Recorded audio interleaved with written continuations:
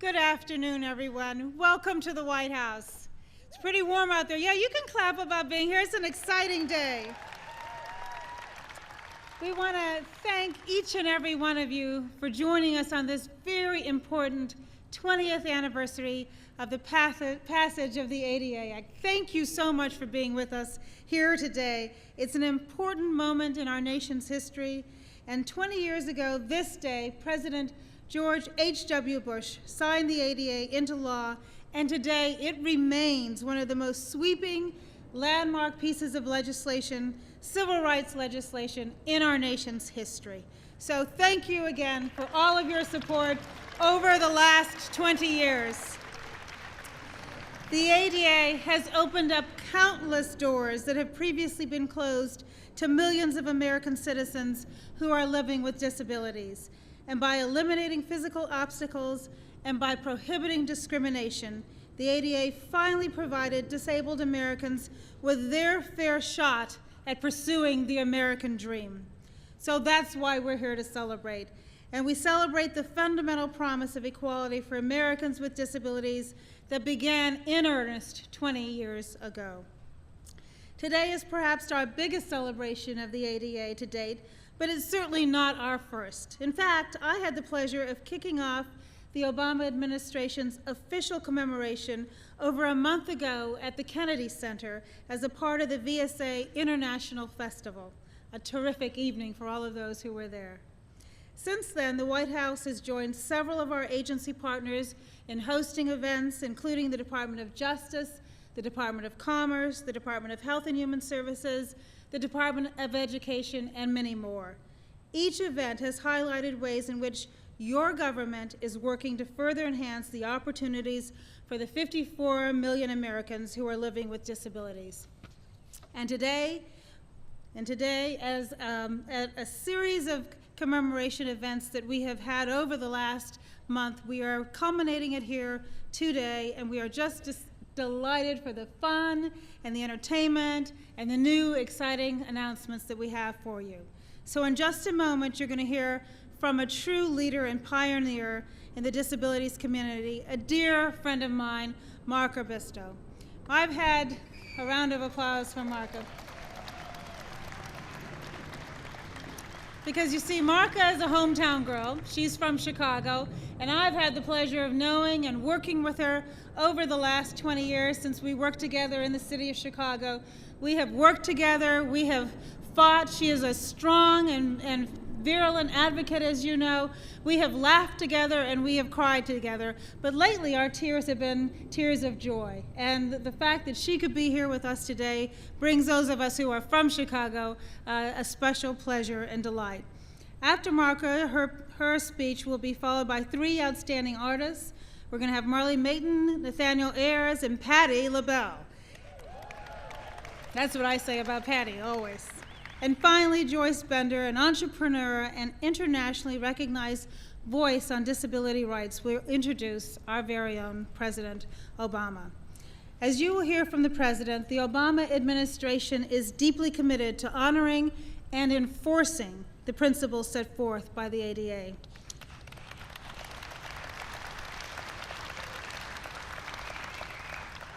As our events over the last month have demonstrated, we as a nation have certainly come a long way since 1990 towards ensuring equal opportunity for all Americans.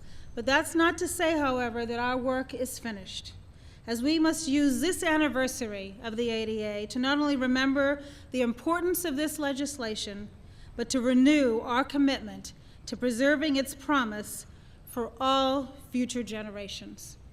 And we know that working together, we are confident that we can do just that.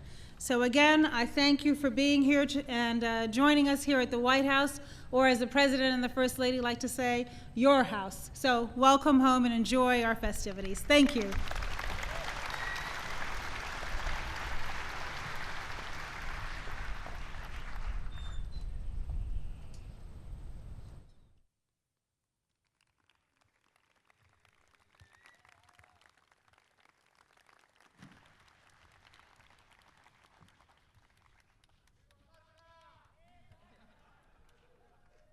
I love you, Beto.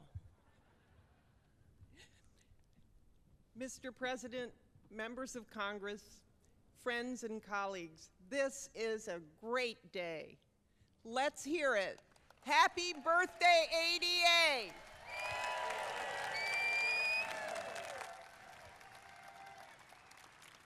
More than 20 years ago, the then little-known National Council on Disability, led by Sandra Perino, Justin Dart, and Lex Frieden, launched the most comprehensive civil rights law since the Civil Rights Act of 1964. At first, it was met with hesitancy, but then a ragtag army of people who couldn't hear, couldn't walk, couldn't talk, couldn't see, couldn't speak, did what everybody said couldn't be done. We re-educated Congress, and together we passed the Americans with Disabilities Act.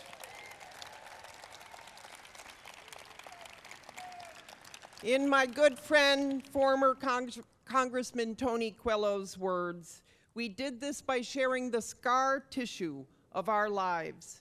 We sent policymakers thousands of discrimination diaries, snapshots of what it was like to be a disabled person in 1989.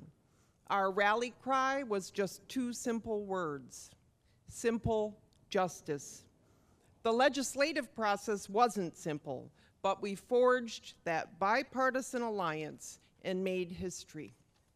I want to say thank you to our leaders, to my heroes, all of you, people like Pat Wright, the General. Hold your applause, there's a lot of them here. Liz Savage, Judy Heumann, Ralph Neese, Dick and Ginny Thornburg, Bobby Silverstein, Paul Marchand, Bob Bergdorf, Carolyn Ossolinik, Michael Winter, Yoshiko Dart, John Kemp, Hy Feldblum, and so many others. Now you can clap.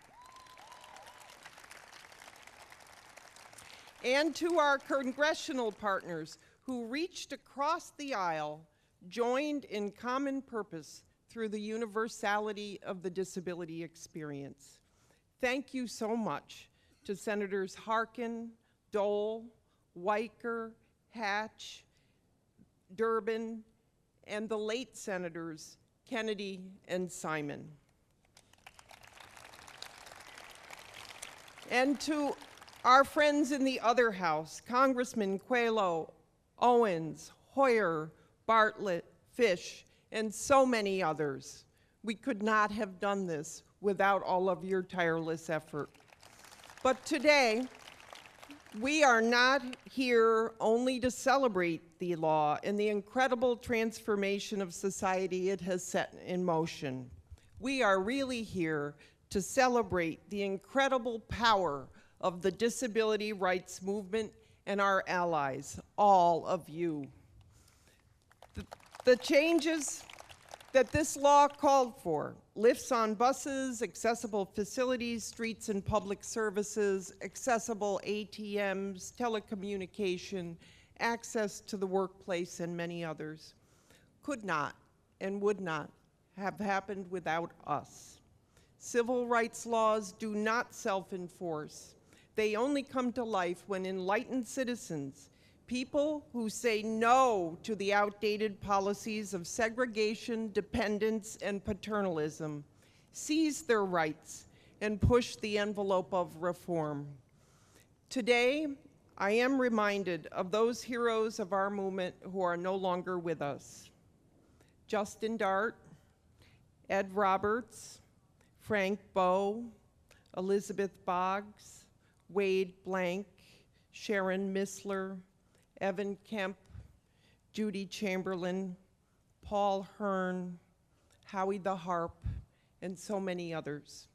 And I look out in the crowd and I see the next generation of leaders like Erin Malakote, Miriam Sementwala, and Ari Nemen.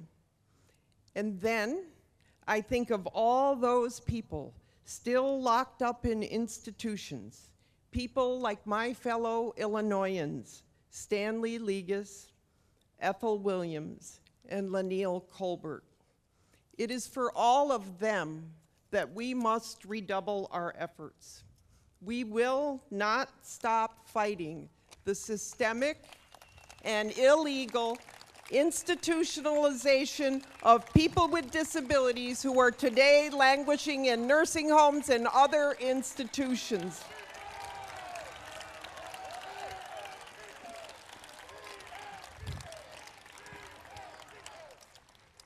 And I want to say a special thank you, Mr. President, to you, your administration, and Attorney General Holder in particular, for making Olmstead enforcement a priority of your administration.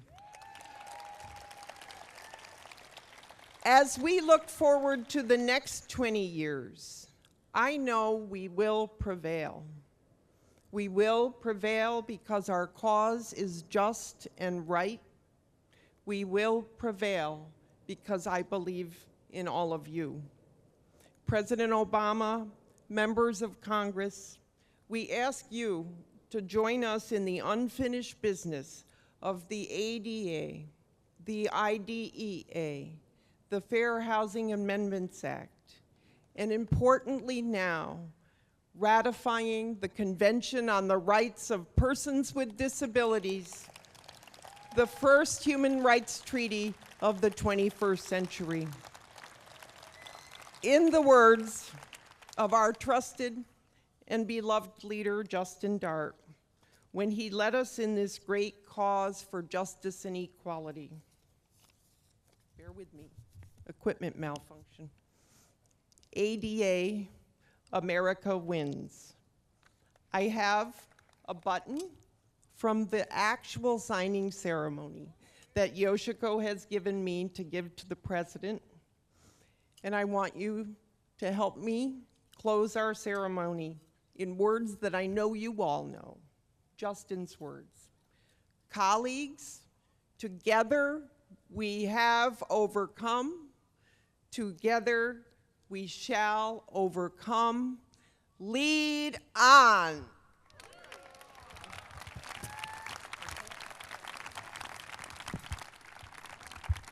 Thank you.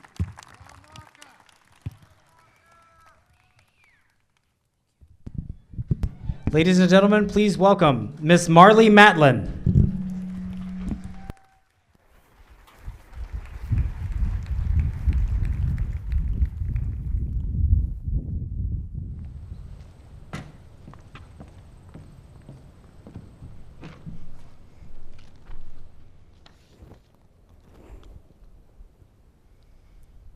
Hello, ladies and gentlemen. What a glorious day.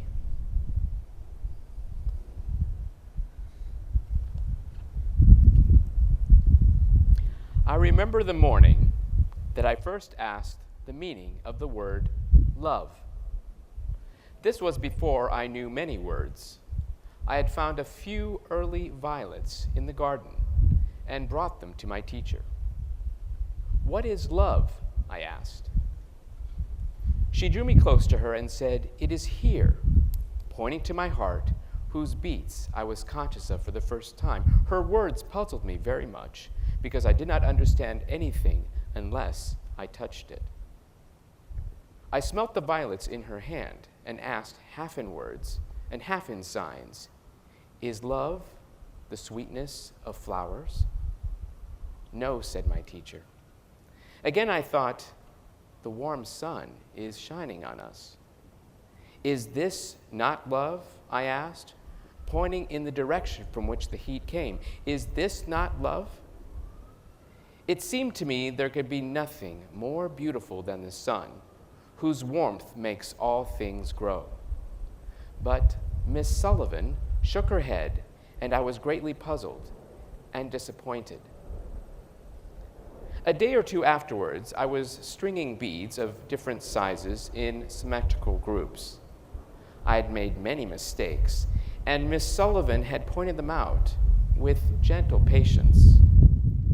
Finally, I noticed a very obvious error, and for an instant, I concentrated on how I should have arranged the beads. Miss Sullivan touched my forehead and spelled into my hand with decided emphasis, think. For a long time, I was still. I wasn't thinking of the beads in my lap, but trying to find a meaning for love in light of this new idea. The sun had been under a cloud all day, but suddenly it broke through in all its southern splendor. Again, I asked my teacher, is this not love? Love is something like the clouds that were in the sky before the sun came out, she replied. You cannot touch the clouds, you know, but you feel the rain and know how glad the flowers and the thirsty earth are to have pour into everything. Without love, you would not be happy or want to play. The beautiful truth burst upon my mind. I felt there were invisible lines stretched between my spirit and the spirit of others. In a society where she would have most certainly been condemned to a life of fearful limitation and mortality, Helen Keller rose and soared above everyone's expectations to become a symbol of triumph over adversity, making disability seem less threatening. And though Helen Keller lived in a world of silence and darkness, prejudice and discrimination, silence, as I've said so often for myself, is the last thing the world ever heard from her. Helen Keller, young woman and girl, complex and enigmatic, blind and deaf, on this 20th anniversary of the Americans with Disabilities Act, your inspiration rings more loudly and shines more brightly today.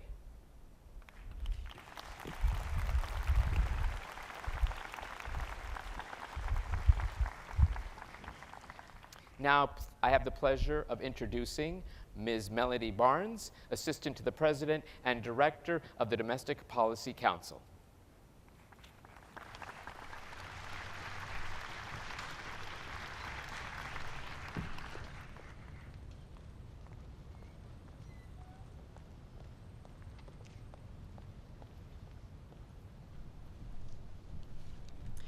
Thank you so much, Marley Matlin, and good evening, everyone.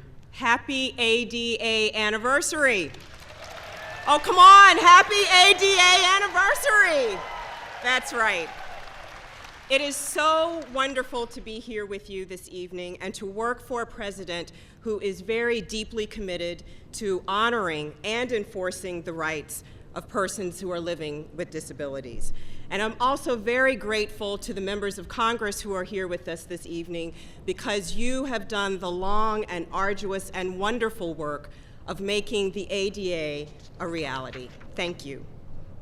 The Americans with Disabilities Act was a landmark piece of civil rights legislation, a formal acknowledgement that Americans living with disabilities are Americans first. They're entitled to every right and responsibility, every freedom, and every opportunity that flows from our Constitution, our laws, and our sense of decency. The road that brought us to the ADA was long and hard. You remember the debate. There were people who argued that the bill went too far. There were those who argued with us and told us that it would, quote, devastate our economy. But because you worked so long and so hard alongside members of Congress, because you dedicated yourself and worked relentlessly in the pursuit of justice, because you wouldn't let bias and prejudice and excuses stand in the way and stall progress, Congress passed this crucial piece of legislation 20 years ago. After passage of the ADA, I had the honor and the privilege of working with one of our great congressional heroes, Senator Edward M. Kennedy. And I can tell you,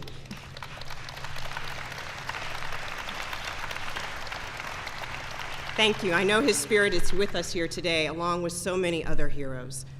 I can tell you, working with him day after day after day, that he worked to breathe life into the words of the legislation. Whether we were focusing on jobs or health care, whether we were talking about athletics or the arts, it didn't matter. He wanted to make sure that everyone had access to opportunity. In his words, disabled people are not unable. With all the challenges facing our country, we cannot afford to ignore the talent of the disabled or neglect the skills they have to offer. Given where we are today, those words have never been more true. And that's why I'm so proud today to work for President Obama and to be a part of this administration. From day one, we've built on the achievements embodied in the ADA while casting our eyes to the future, while recognizing the possibility of what can be. That's why President Obama was proud to add America to the list of 140 countries that signed on to the United Nations Convention on the Rights of Persons with Disabilities. And I've heard it acknowledged the first human rights treaty of this century. That's why he provided more than $12 billion working with members of Congress in the Recovery Act for the IDEA. And that's why last year he launched the Year of Community Living, but wait, there's more. And that's also why he signed the Christopher and Dana Reeves Paralysis Act into law. Today is a truly remarkable day, a day of celebration. It reminds us, in Dr. King's words, that the arc of the moral universe is long, but it bends towards justice. After all, this is a beginning, not an end. After celebrating tonight, tomorrow, we all go back to work, bending ever closer to justice and opportunity for all people. So thank you for all that you have done and all that we will certainly accomplish together. And now please join me in welcoming Nathaniel Ayers. This is a great day. To stand here with my sisters and brothers who are citizens with disabilities, to join with parents, activists, artists, and supporters to celebrate the 20th anniversary of the Americans with Disabilities Act is quite simply a joy. I am not, thank you. I'm not an expert on the ADA. I'm an American with a disability who thinks the letter and spirit of this groundbreaking law has made my life better and will, with continued hard work, pave the way for future generations of people with every type of disability to achieve their full potential. As a newly disabled man in 1978, I knew nothing of disability rights. I wanted to be an actor and a musician, and I was intent on pursuing my passion. Well-meaning friends urged me to pursue a more appropriate career. I, of course, ignored them.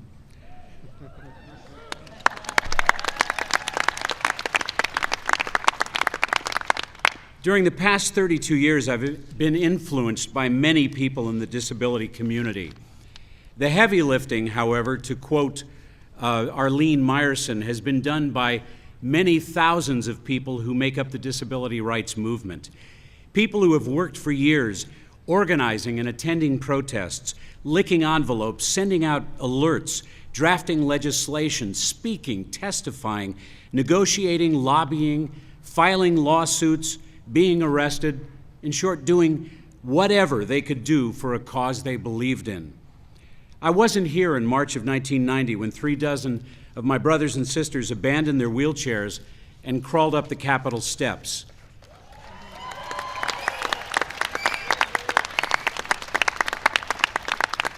Their struggle reminds me this battle for basic human and civil rights is a marathon race. Every victory, like the ADA, is hard fought and only begins the next phase of the journey. There are so many heroes in our movement. Mine include Dr. Victoria Ann Lewis, Theater and Disability Study Professor at the University of Redlands. Alan Toy, an actor and activist from Los Angeles. Terry Hartman Squire, a dynamo in the world of disability communications. Dr. Paul Longmore, historian and disability studies prof from San Francisco. And Gail Williamson, a champion of children with Down syndrome. I'm also proud of my unions, SAG, AFTRA, and Actors Equity, who were here at the original signing of the ADA in 1990. Another man who's influenced me greatly is my brother Bruce Hall. He was born legally blind. Our mother fought to keep him mainstreamed in school, and Bruce grew up to become a teacher and an award-winning photographer. He's also the father of handsome 9-year-old twin boys, Jack and James, who have profound autism. As many of you parents understand, Bruce and his wife Valerie climb the equivalent of the Capitol steps every day to provide the best possible life for their sons. I also owe a debt of gratitude to the men and women who pushed for passage of the ADA. And of course, I honor the pioneers of the disability civil rights movement as well. But right now, it is my great honor to introduce an American who understands that obstacles are part of life and they can be dealt with. A man who, with our help, is fighting for authentic and lasting solutions for all Americans in so many areas. A husband, father, son, and grandson who recognizes that Americans with disabilities have only begun to claim their birthright. Please join me in welcoming the 44th President of our great country, Barack Obama.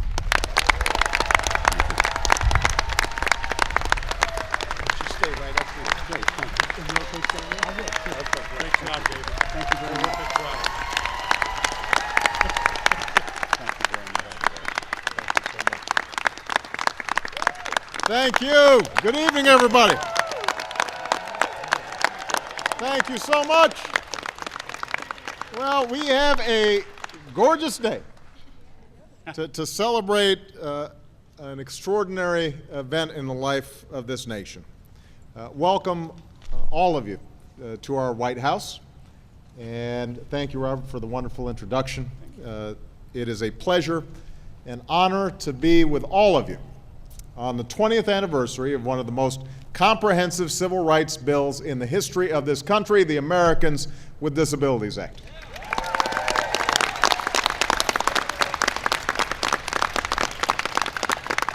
I see so many champions of this law here today. I wish I had time to acknowledge each and every one of you. I want to thank all of you. But I also want to thank our cabinet secretaries and the members of my administration here today who are working to advance the goals of the ADA so that it is not just the letter of the law, but the spirit of the law that's being applied all across this country.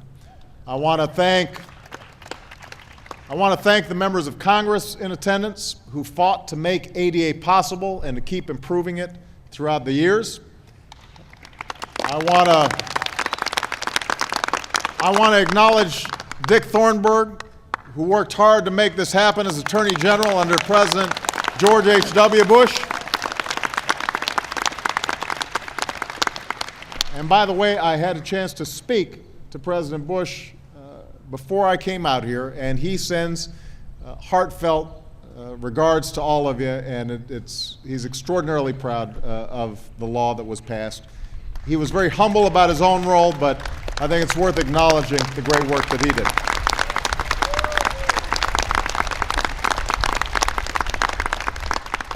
We also remember those we've lost who helped make this law possible, like our old friend Ted Kennedy. And I see Patrick here,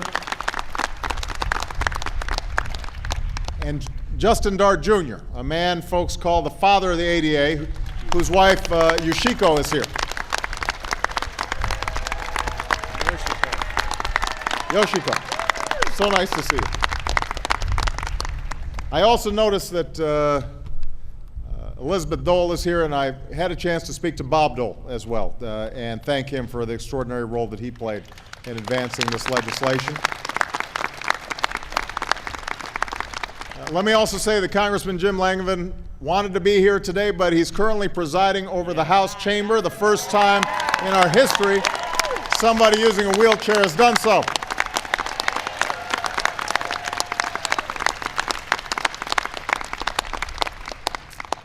Now today, as we commemorate what the ADA accomplished, we celebrate who the ADA was all about. It was about the young girl in Washington State who just wanted to see a movie at her hometown theater, but was turned away because she had cerebral palsy.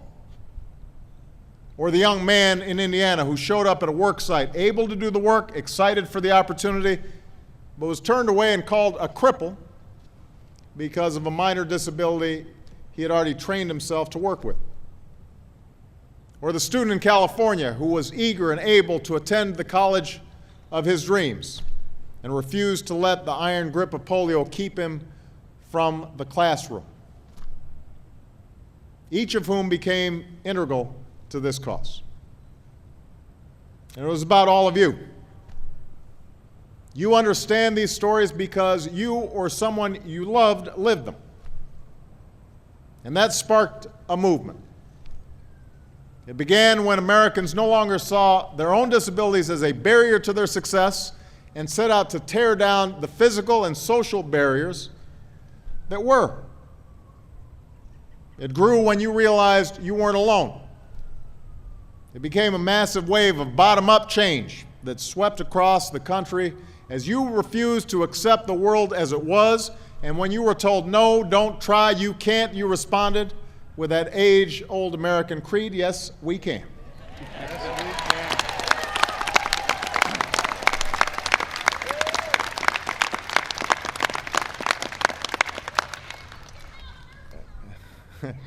Yes, we can. Sit-ins in San Francisco. Yes, we can. Demonstrations in Denver. Yes, we can. Protests in Washington, D.C. Yes, at Gallaudet and before Congress. People marched and organized and testified, and laws changed and minds changed and progress was won. Now that's not to say it was easy. You didn't always have folks in Washington to fight on your behalf. When you did, they weren't as powerful, as well-connected, as well-funded as the lobbyists who lined up to kill any attempt at change. And at first you might have thought, what does anyone in Washington know or care about my battle? But what you knew from your own experience is that disability touches us all.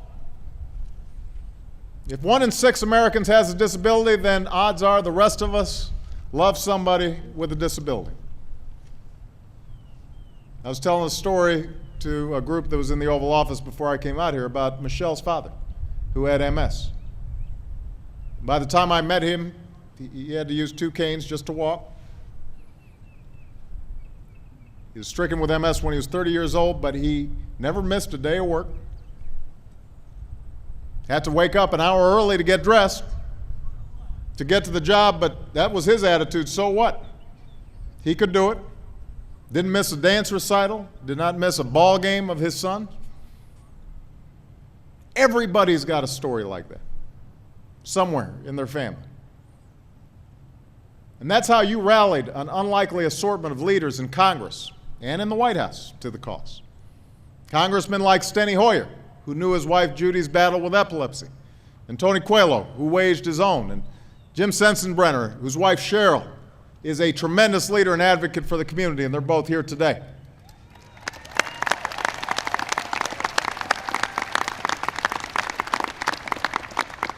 Senators like Tom Harkin, who's here today and who signed part of a speech on the ADA so his deaf brother, Frank, would understand. And Ted Kennedy, whose sister had a severe intellectual disability and whose son lost a leg to cancer. And Bob Dole, who was wounded serving heroically in World War II. Senior officials in the White House, and even the president himself. They understood this injustice from the depths of their own experience. They also understood that by allowing this injustice to stand, we were depriving our nation and our economy of the full talents and contributions of tens of millions of Americans with disabilities. That is how the ADA came to be, when, to his enduring credit, President George H.W. Bush signed it into law on this lawn on this day 20 years ago. That's how you changed America.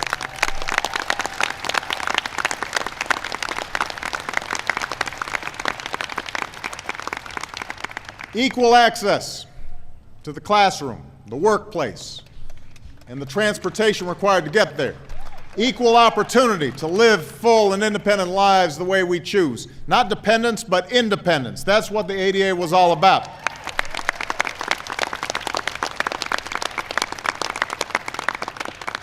But while it was a historic milestone in the journey to equality, it wasn't the end. There was and is more to do. And that's why today I'm announcing one of the most important updates to the ADA since its original enactment in 1991. Today, the Department of Justice is publishing 2 new rules protecting disability-based discrimination, or prohibiting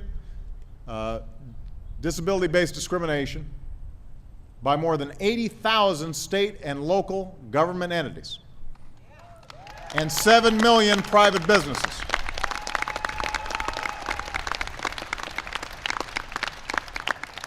And beginning 18 months from now, all new buildings must be constructed in a way that's compliant with the new 2010 standards for the design of doors and windows and elevators and bathrooms. Buildings like stores and restaurants and schools and stadiums and hospitals and hotels and theaters. My predecessor's administration proposed these rules 6 years ago. And in those 6 years, they've been improved upon with more than 4,000 comments from the public. We've heard from all sides. And that's allowed us to do this in a way that makes sense economically and allows appropriate flexibility while ensuring Americans with disabilities full participation in our society. And for the very first time, these rules will cover recreational facilities like amusement parks and marinas and gyms and golf facilities and swimming pools, and municipal facilities like courtrooms and prisons. From now on, businesses must follow practices that allow individuals with disabilities an equal chance to purchase tickets for accessible seating at sporting events and concerts. And our work goes on.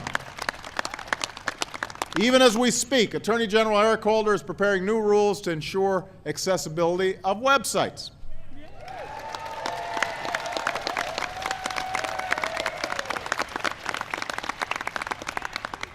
Yes, we can.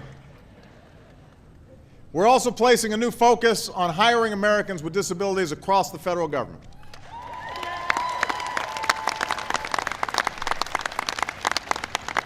Today, only 5% of the federal workforce is made up of Americans with disabilities, far below the proportion of Americans with disabilities in the general population. In a few moments, I'll sign an executive order that will establish the federal government as a model employer of individuals with disabilities. So we're going to boost recruitment, we're going to boost training, we're going to boost retention, we'll better train hiring managers. Each agency will have a senior official who's accountable for achieving the goals we've set, and I expect regular reports. And we're going to post our progress online so that you can hold us accountable too.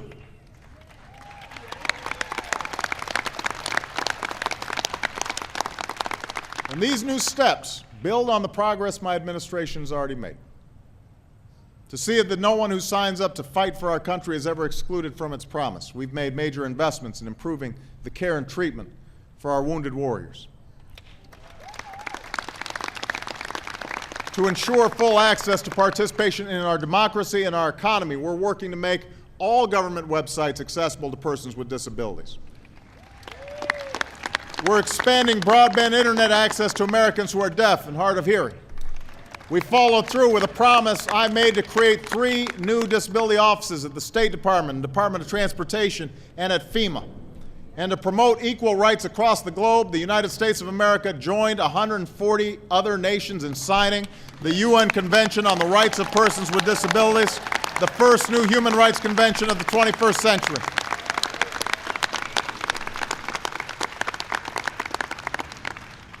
America was the first nation on earth to comprehensively declare equality for its citizens with disabilities, we should join the rest of the world to declare it again. And when I submit our ratification package to Congress, I expect passage to be swift.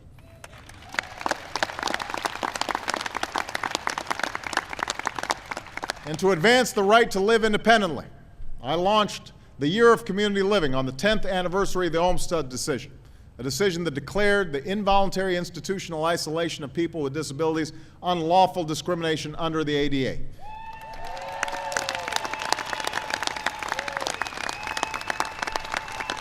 So HHS Secretary Kathleen Sebelius and HUD Secretary Sean Donovan have worked together to improve access to affordable housing and community supports and independent living arrangements for people with disabilities. And we continue a program that successfully helps people with disabilities transition to the community of their choice.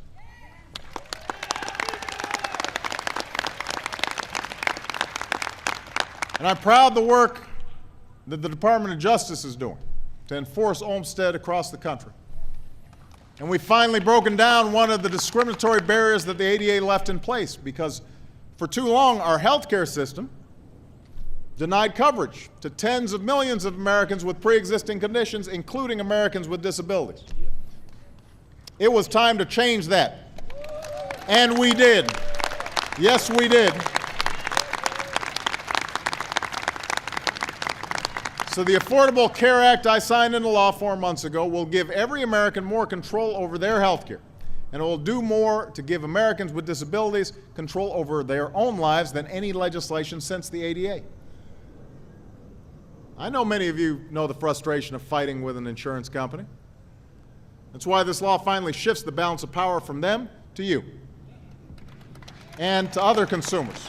No more denying coverage to children based on a pre-existing condition or disability. No more lifetime limits on coverage. No more dropping your coverage when you get sick and need it the most because your insurance company found an unintentional error in your paperwork.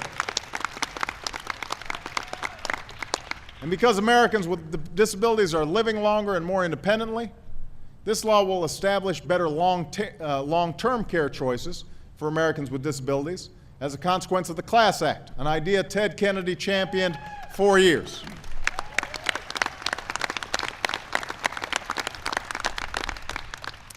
Equal access, equal opportunity, the freedom to make our lives what we will. These aren't principles that belong to any one group or any one political party. They are common principles. They are American principles.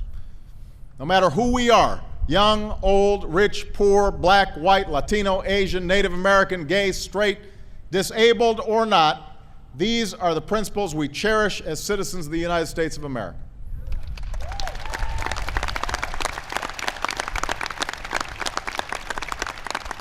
They were guaranteed to us in our founding documents. One of the signers of those documents was a man named Stephen Hopkins. He was a patriot, a scholar, a 9-time governor of Rhode Island. It's also said he had a form of palsy.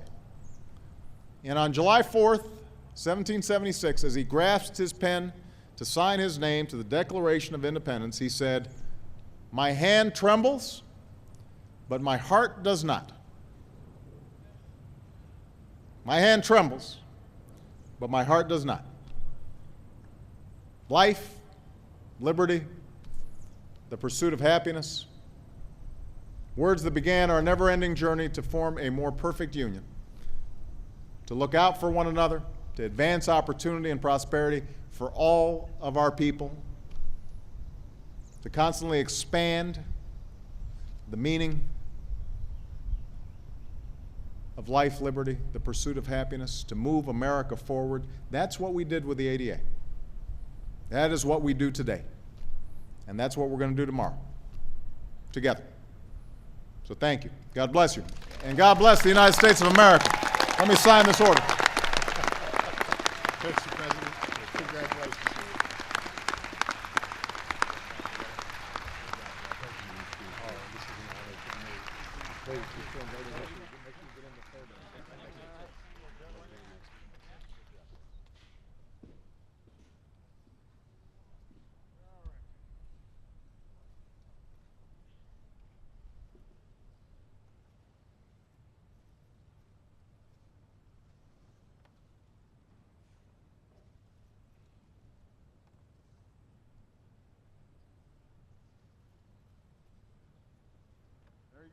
Hey, hey.